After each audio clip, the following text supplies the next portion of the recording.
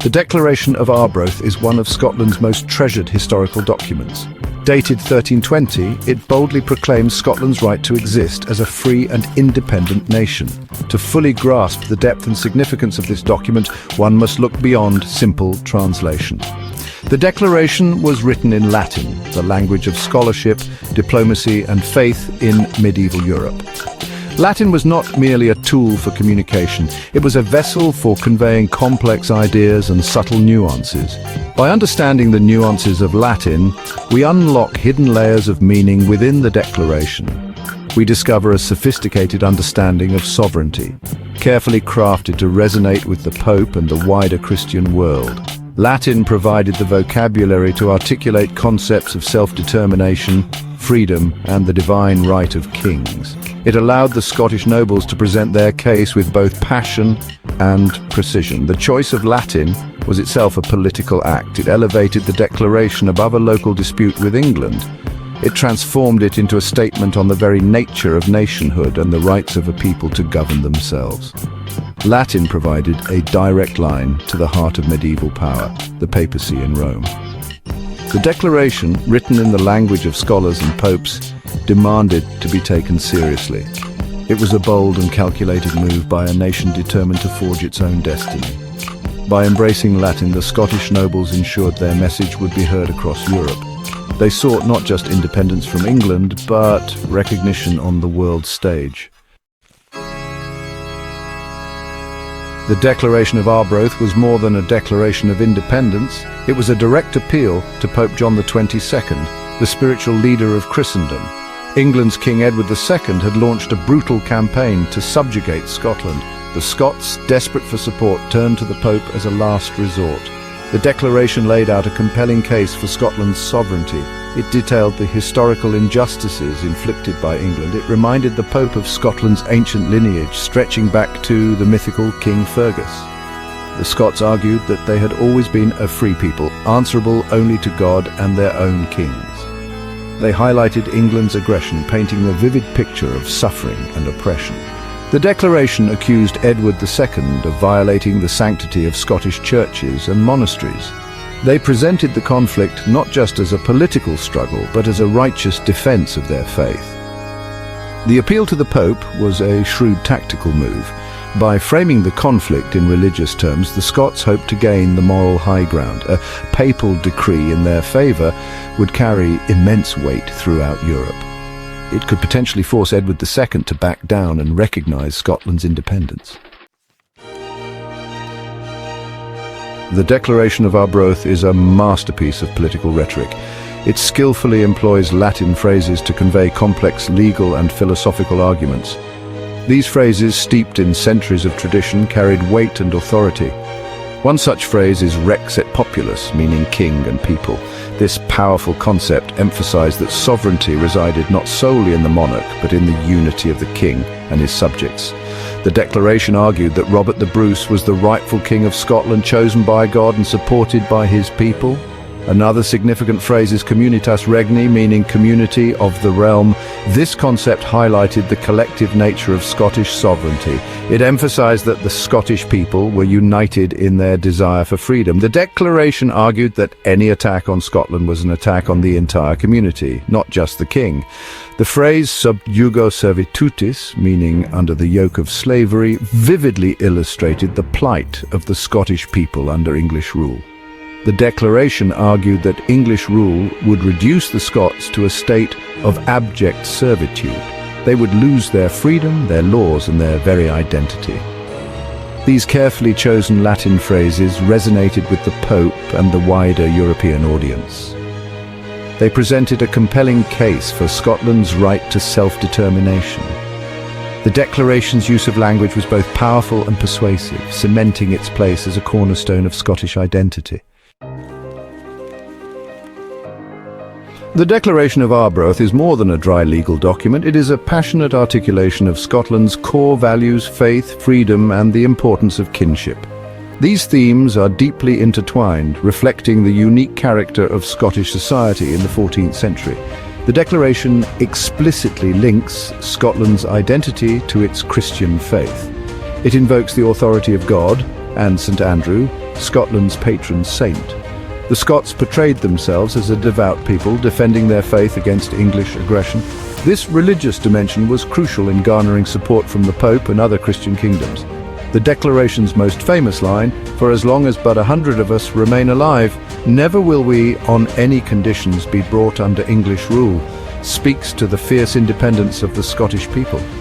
This unwavering commitment to freedom was deeply rooted in the clan system, the bedrock of Scottish society. Clans were more than just extended families. They were social, political, and military units, fiercely loyal to their chiefs and their land. The Declaration's emphasis on unity and collective resistance reflects this clan structure. Every Scotsman, regardless of rank, had a role to play in defending the realm. The Declaration of Arbroath's enduring legacy lies in its articulation of these core values. It reminds us that freedom is not a gift, but a right to be fought for and defended. It highlights the importance of unity and shared purpose in the face of adversity, and it celebrates the enduring strength of kinship and community. These themes continue to resonate with the Scottish people today, serving as a source of inspiration and national pride. The Declaration of Arbroath is more than just a historical document. It is a declaration of the soul of a nation. To truly grasp its significance, one must delve deeper than the English translation. We must turn to the nuances of the original Latin text. Latin, the language of law and faith, reveals the true depth and complexity of the Declaration's message. Take, for example, the word potestas, often translated simply as power. It carries a far richer meaning in Latin. Potestas implies not just the ability to rule, but the inherent responsibility that comes with it. It suggests a sacred trust between the ruler and the ruled, a concept deeply embedded in the Declaration's message. This idea of responsibility is further emphasized in the phrase rex et populus, meaning king and people. This simple phrase underscores the Declaration's insistence on the unity of Scotland. Sovereignty is not the sole domain of the king. It flows from the collective will of the people. The Latin text also employs powerful metaphors to convey its message. The Declaration contrasts the false gods of tyranny with the divine favor bestowed upon those who fight for freedom. This is not merely religious language, it is a powerful statement of political defiance. The Scots, by aligning themselves with divine justice, reject the legitimacy of any power that seeks to oppress them.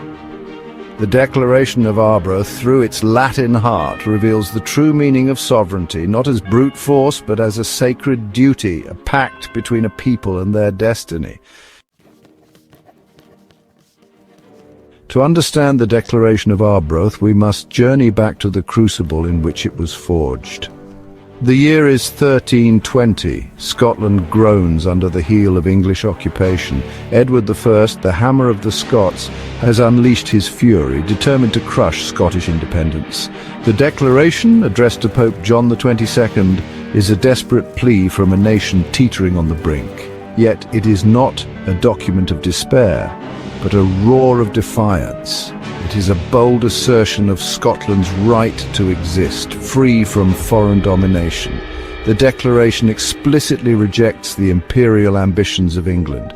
It harks back to Scotland's ancient past, a land unconquered by Rome, a people who have always resisted tyranny. This historical awareness is critical. It reinforces the idea that Scotland's fight is not merely about territory, but about preserving an ancient identity. The Declaration is also a subtle rebuke to the papacy itself. While respectful in tone, it serves as a reminder that Scotland's allegiance to the Church does not equate to submission to English power. The Scots, the Declaration argues, are a Christian nation, deserving of the same respect and recognition as any other. This is the context from which the Declaration of Arbroath emerges. A nation bloodied but unbowed, determined to forge its own destiny. It is a testament to the enduring power of the human spirit when confronted with seemingly insurmountable odds.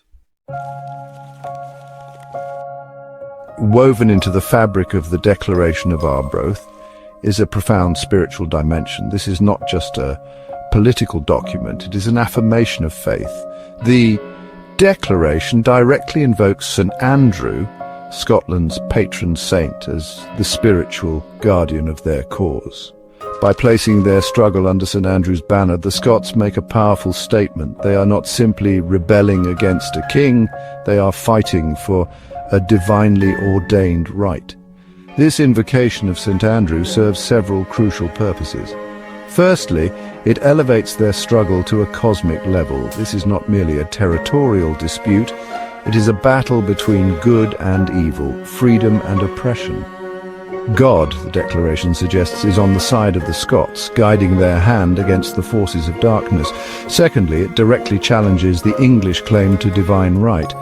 By invoking St. Andrew, the Scots implicitly reject the authority of saints associated with England, such as St. George. Scotland, the declaration argues, has its own unique relationship with the divine, separate and independent from any other nation. St. Andrew is not just a distant figurehead. He embodies the spiritual character of the Scottish people, resilient, defiant and fiercely independent. His presence in the declaration infuses the document with a potent spiritual energy, a reminder that the fight for freedom is often a fight for the very soul of a nation. Centuries have passed since the Declaration of Arbroath first rang out across the glens and mountains of Scotland, yet its message remains as potent and relevant as ever. The Declaration is not merely a relic of the past, it is a living document that continues to inspire and challenge us today.